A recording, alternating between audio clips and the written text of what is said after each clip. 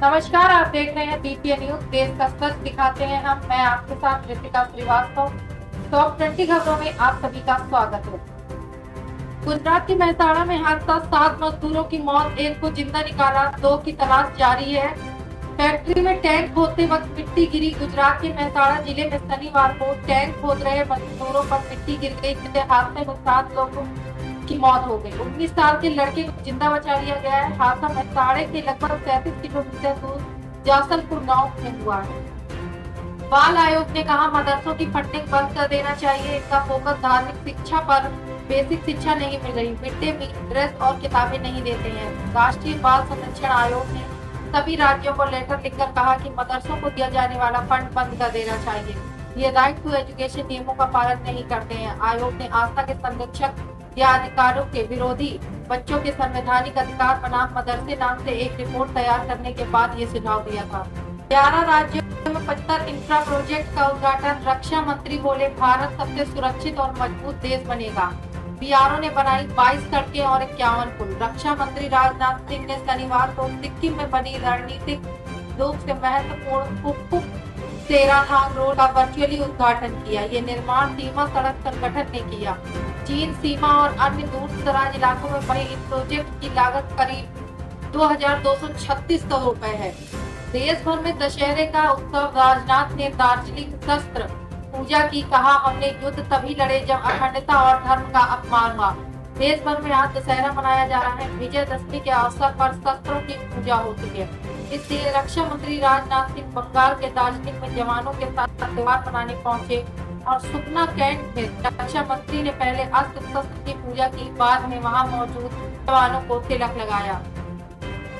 योगी शाह की कल दिल्ली में बड़ी बैठक। यूपी उपचुनाव में प्रत्याशियों के नाम फाइनल होंगे। 10 सीटों पर जीत की रणनीति पर मंथन।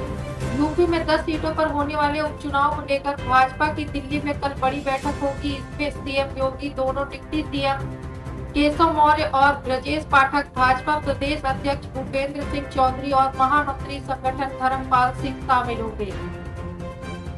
अयोध्या में राम मंदिर के शिखर की पहली लेयर तैयार। ट्रस्ट ने दशहरे पर फोटो जारी की। 85 फीट ऊंचा शिखर 10 किलोमीटर दूर से दिखेगा। अयोध्या में राम मंदिर शिखर निर्माण की पहली लेयर बनकर तैयार हो गई है। 29 लेयर में मंदिर का निर्माण किया जाएगा। श्री राम जन्मभूमि तीर्थ क्षेत्र में विजयदशमी की पूर्व संध्या पर राम मंदिर के शिखर निर्माण की तस्वीर जारी की। 5 साल में लॉन्च होंगे 52 जासूसी सैटेलाइट, AI तकनीक से लैस। आपस में बात करेंगे चीन, पाकिस्तान बॉर्डर पर निगरानी और मजबूत होगी।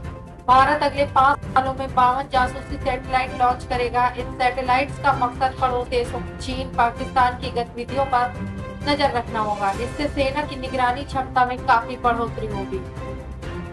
पहली बार 4 संसदीय कमेटी में 9 महिलाएं 2 समितियों में अध्यक्ष का पद संभाल रही हैं। हर समिति में 20 से 30% वुमेन रिप्रेजेंटेशन। मिनी संसद के रूप में अहम भूमिका निभाने वाली संसदीय समितियों में एक बार महिला सदस्यों का बोलबाला है। 4 संसदीय पैनल ऐसे हैं जिनमें 9 महिलाएं हैं, 4 ऐसे हैं जिनमें 5 से 7 महिलाएं और 5 ऐसे हैं जिनमें 1-2 महिला सदस्य हैं।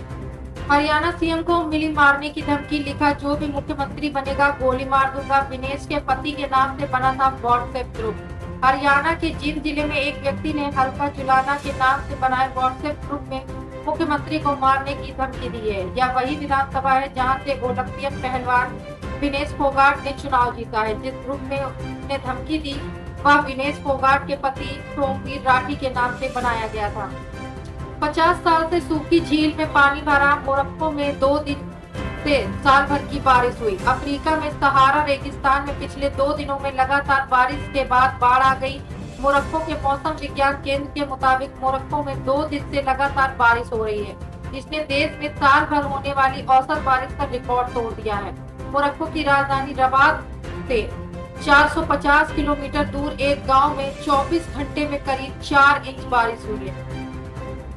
ईरान बोला, नेतन्याहू की मदद करने वाले अरब देश नतीजा भुगतेंगे। लेबनान में यूएन पोस्ट पर इजरायली हमले जारी। भारत समेत 11 देशों की आपत्ति नजरअंदाज। इजराइल और लेबनान में जारी लड़ाई के बीच ईरान ने अरब देशों और मिडिल ईस्ट में अमेरिका के सहयोगियों के लिए चेतावनी जारी की है। अमेरिकी अखबार वॉल स्ट्रीट जर्नल के मुताबिक ईरान ने डिप्लोमेटिक चैनल के जरिए यह धमकी दी है। ट्रंप बोले, अमेरिकियों का रेप मर्डर कर रहे अप्रवासी राष्ट्रपति बना तो उन्हें मौत की सजा दूंगा, उन देशों में भेजूंगा जिनसे अमेरिका जंग लड़ रहा है। अमेरिका के पूर्व राष्ट्रपति डोनाल्ड ट्रंप ने शुक्रवार को अमेरिका के कोलोराडो में चुनावी रैली की। ट्रंप ने 80 मिनट की स्पीच दी। उन्होंने कहा कि हम उन अप्रवासियों ने आक्रमण किया है जो अमेरिकियों का रेप और कत्ल कर रहे हैं। बांग्लादेश में मंदिरों पर हमले, चोरी पर भारत ने जताई चिंता, कहा हिंदुओं की हिफाजत की जाए। कल दुर्गा पंडाल पर बम फेंका गया था। बांग्लादेश में ढाका के तांती बाजार में पूजा मंडप पर हमले तथा सतखीरा में जोरेश्वरी काली मंदिर में चोरी की घटना पर भारत ने चिंता जताई है। विदेश मंत्रालय ने शनिवार को कहा कि इसे सिस्टमैटिक तरीके से अंजाम दिया जा रहा है। हम बांग्लादेश सरकार से हिंदुओं और सभी अल्पसंख्यकों के पूजा स्थलों की सुरक्षा पहुंचाने की अपील करते हैं। कनाडाई पीएम ट्रूडो बोले, मैं लाओस में मोदी से मिला।